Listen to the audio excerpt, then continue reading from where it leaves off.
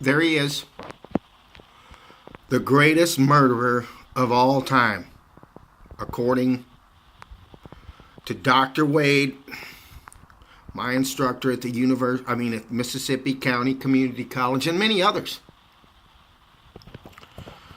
Well, we're going to evaluate that. That's why we called this Stalin versus Gorbachev. Because I am fond of the YouTuber. I'm a YouTuber. And there was one of my channels, I think I still subscribe to it. And I watched it today. A guy named Alexander Dugan, I apologize, had talking about the fourth way. And I looked at one of those videos from that bunch just this morning.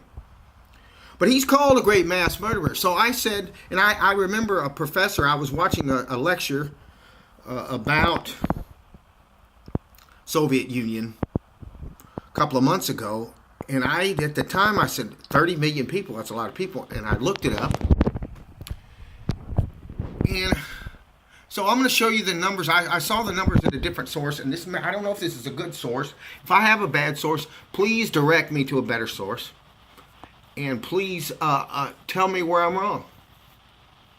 Now, this guy right here was in on the revolution in 1917 when the Bolsheviks came in and took over. And Nikolai Lenin, Trotsky, that whole bunch took over. And he was one of them. He was a part of it. And he took over in 1924. And he led the country for 29 years. And he was said to have killed 30 million people. I came and I looked at the population of Eastern Europe. It says Tsar Russia, Soviet Union. These are Eastern European figures. And they also have the Russian Federation figures. Okay. So this is a big country. And I believe now the population of Russia is 140 million. 145, 150 million. So we'll look down at the Russian Federation. Here's 142 million. Now, it's interesting that I have never heard anybody in the media say that Mr. Gorbachev is responsible for the deaths of millions of people. I never heard that. Directly spoke. I heard an interview, a debate, I believe it was on the BBC, where a man from India said that the population of the Soviet Union the male population dropped from 73 to 57 after the collapse of the Soviet Union, and that millions died. I heard him make a reference to it. But they never have called Mr. Gorbachev anything but a darling, especially amongst the liberal people here, especially under the small L liberal people in this country, who are not communist. They might be accused of that. They're constantly accused of this. Mr. Obama's constantly accused of being a communist by the right. But he is not. He's clearly not, in the sense Mr. Stalin is rolling over his grave. But let's just look at these figures real quick.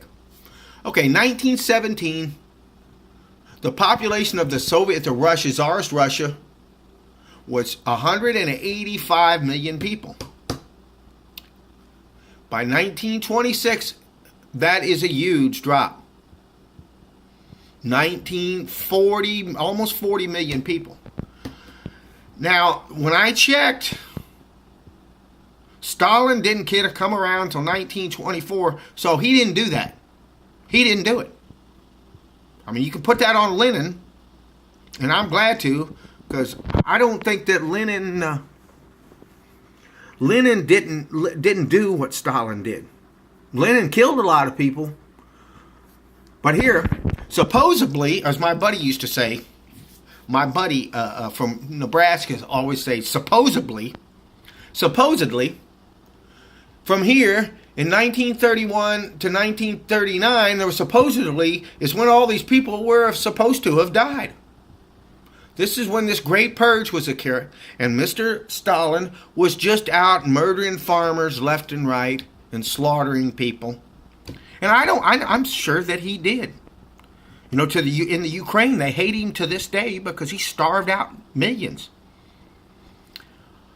But the population of the Soviet Union went up from here. Now, look here. In 1940 to 1950, during the Great Patriotic War, or World War II, as we in the States call it, the population dropped by 10 million. You certainly cannot blame that on Stalin. It's not his fault. He was busy. He whipped Hitler. They beat Hitler. Regardless of what those right-wing radicals on Red Ice Creation, that article that they're going by, some guy named Tolstoy, saying that he didn't have anything to do with it. He led it. He did it. Now, let's get to what I want to talk about. Right here, 1990, there's still a Soviet Union. Right? 1990. Well, 1980, here we go. I didn't even notice this. Look at 1980 to 1990. The population dropped by almost 15 million. I believe that was when the Gorbachev came in and they started reforms and started going Westerners. Then the year 2000, it had went up slightly. Right. So let's go over here. I want to look at these over here. These figures are a little different. So I don't know what happened. I don't know if people shifted out, if that had been bloodshed. But that was during the Gorbachev years, because Gorbachev and Reagan were working together. And that was definitely the 80s. So look at here, when Gorbachev was in here, when he started somewhere in here between 1980 and 1990, their population dropped. Yeah, from 90 to, that's 25 million people. So if you see Russian writers on there, they'll tell you that this guy was a bloodthirsty, terrible person. And this is when capitalism was introduced into the Soviet Union. This is when capitalism took over. Back here when these evil communists were in the country, they were winning wars and getting more people. Back when Stalin come out there, this supposedly evil, awful guy, that's what the population figures say.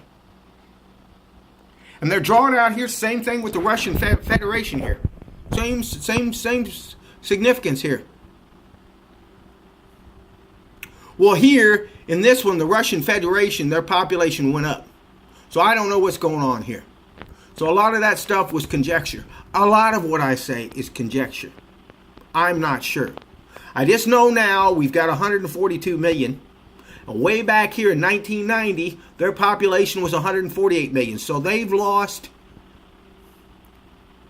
5 million people. No wonder Vladimir Putin is telling his people to get busy, having babies. And I will tell you why I'm concerned, because I'm a big fan of Mr. Dostoevsky.